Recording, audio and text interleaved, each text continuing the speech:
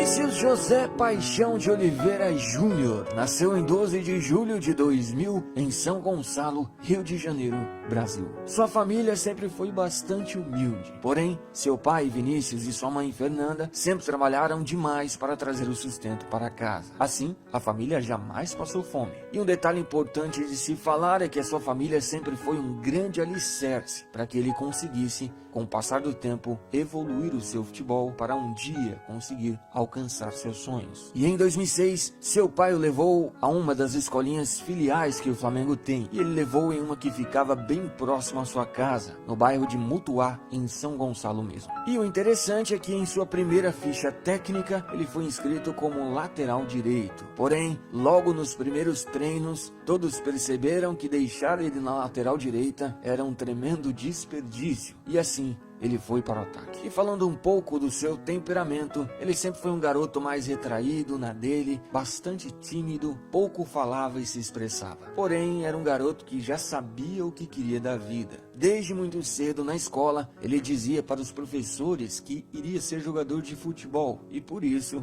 não precisava fazer as tarefas. Mas isso não significava que ele era um aluno indisciplinar. Muito pelo contrário, ele era um bom aluno. Não tirava notas altas, mas também não tirava notas ruins. Era mais ou menos regular para bom. E voltando novamente ao futebol, devido ao seu talento, em 2007 ele passou a jogar em 2 times. Ele jogava tanto na escolinha afiliada em São Gonçalo, como também no Canto do Rio, que era um time de futsal. E jogando futebol de salão, ele aprimorou os dribles em pequenos espaços, a agilidade e os reflexos que o ajudam até hoje. Mas, apesar de jogar muito bem futebol de salão, ele já tinha na cabeça dele que ele não queria ser um jogador de futebol de salão, e sim, queria mesmo jogar futebol de campo. Assim, em 2010, ele fez um teste para o campo do Flamengo, e logo de cara impressionou a todos e sem problemas passou no teste. Porém, bicho, a distância era um grande problema. De sua casa até o Flamengo, onde ele treinava, era uma distância muito grande. Assim, a sua família e amigos ajudaram ele demais. Ele contou nesse período com a ajuda de sua mãe, contou com a ajuda de um pai de um amigo dele, que chegou a levar ele para treinar durante muito tempo. Chegaram até mesmo a alugar uma van. Também morou um tempo com o primo dele, que ficava mais perto do Flamengo, e é aquela coisa, né, bicho? Quando você quer algo de verdade, você consegue. Esse obstáculo da distância não impediu nem um pouco o garoto de treinar no Flamengo.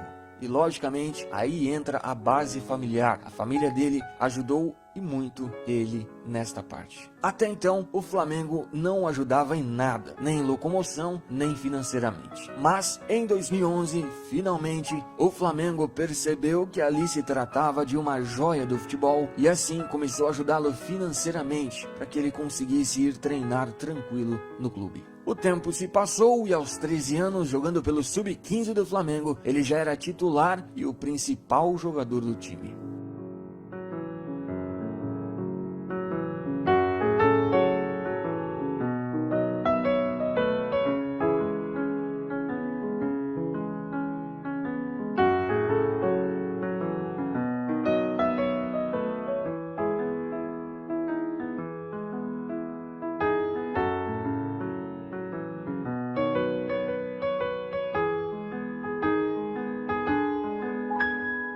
Em 2015, ele conseguiu ser campeão da Copa Votorantim, que é um torneio de âmbito nacional.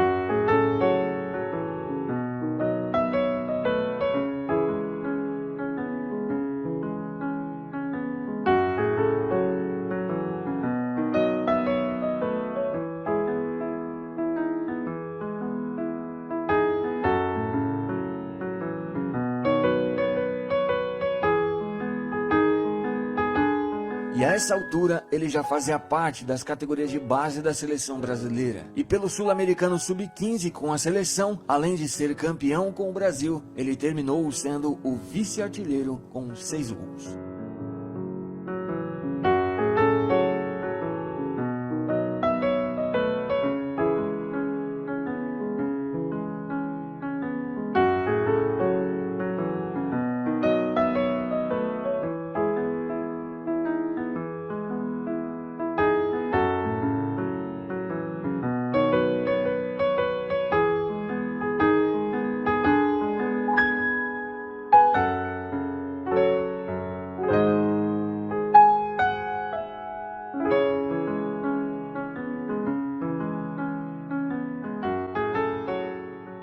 Em 2016 ele foi para o Sub-17 do Flamengo e pelo Campeonato Carioca da categoria novamente se destacou. Ele se tornou o principal jogador do time, fez 10 gols e terminou sendo o líder de assistências. Depois, no mesmo ano, foi com a seleção Sub-17 jogar um torneio chamado BRICS e novamente Vinícius jogou muito bem. E no final, o time brasileiro conseguiu ser campeão. A essa altura, bicho, grandes clubes da Europa já estavam interessados no jogador. Assim, o Flamengo, para não perder o jovem craque, fez seu primeiro contrato profissional com uma multa estipulada em 30 milhões de euros, sendo 90% dos direitos para o Flamengo e 10% para o atleta. E não demorou muito, e no mesmo ano, Barcelona e Real Madrid entraram na briga para contratar o jogador. O Barça ofereceu 25 milhões de euros, mas o Real chegou com muito mais grana e ofereceu nada menos, nada mais que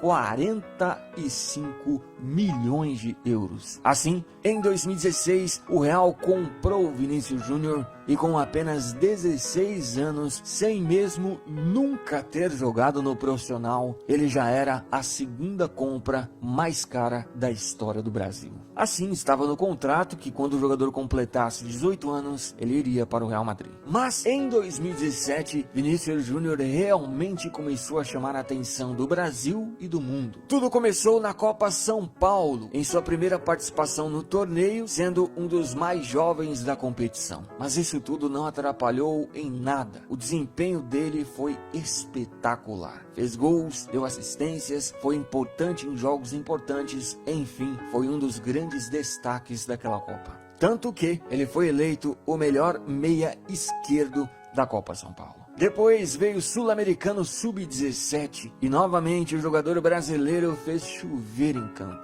E não tem como não lembrar, bicho, daqueles 3 chapéus seguidos que ele deu contra o Paraguai. Sensacional, Vinícius Júnior. E garoto, para tudo! Mas, resumindo, o Brasil terminou sendo campeão, sendo Vinícius o artilheiro e melhor jogador. E não demorou muito e logo depois o Flamengo subiu ele ao profissional. E em maio de 2017, em um jogo contra o Atlético Mineiro, pela primeira rodada do Brasileirão, Vinícius Júnior estreou no profissional. E depois de alguns jogos, em 12 de julho contra o Palestino do Chile, ele marcou o seu primeiro gol na carreira profissional.